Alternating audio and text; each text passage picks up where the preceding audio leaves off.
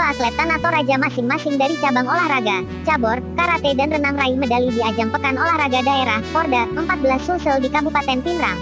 Kedua cabur tersebut juga termasuk tinju sebelumnya dicoret oleh Bupati Nikodemus Giringkanaya untuk tidak ikut bersama kontingen Tanah Toraja ke Porda Pinrang.